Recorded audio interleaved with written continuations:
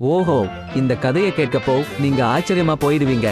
அமெரிக்காவில் 3 நண்பர்கள் கேம்பிங் செய்யும்போது அவங்களுக்கு அருகில் ஒரு ஹிரண் இறந்திருக்கு. அந்த மனத்தை வாசிச்சு பல பேர்ஸ் வந்துருச்சு அந்த ஹிரனை தின்ன. அப்புறம் நண்பர்கள் எல்லாம் அங்கிருந்து டாஷ் அடிச்சு ஓடினாங்க. ஆனா ஒரு பேர் அவங்களுக்கு பின்னாடி படபட நெருங்கிடுச்சு. அப்புறம் ஒருத்தர் அதுக்கு ஸ்ப்ரே அடிச்சு அந்த பேர் ஓட விட்டாங்க. பின்னால ஒருத்தருக்கு இன்ஜுரி ஆகி அந்த ரத்தம் மனம் வந்துடுச்சு. இன்னும் நிறைய பேர்ஸ் அவங்கள துரத்தி.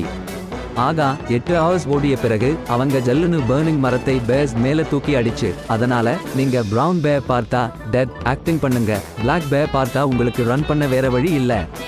அடுத்து ஃபின்லாந்து சோனா காம்படிஷன் இருந்துச்சு. அங்க லாங் டைம் வரை ஸ்டே பண்ணவங்களுக்கு ஃபர்ஸ்ட் பிரைஸ் கொடுக்க போறாங்க. 2 பேர் மற்றவங்களை வென்றுட்டாங்க. ஆனா அப்புறம் அன்கான்ஷியஸ் ஆயிட்டாங்க.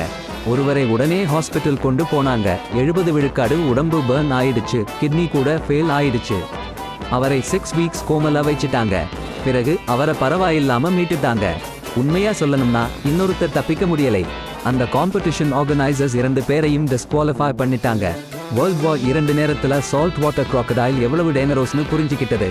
1945ல 1000 ஜப்பானிய சோல்ஜர்ஸ் ஒரு மடி பாண்ட் கிராஸ் பண்ணி அதுல வெறும் 20 பேர் மட்டும் மறுபுறம் சேர்ந்தாங்க. மீதி படையினரை crocodiles ஆயிடுச்சு.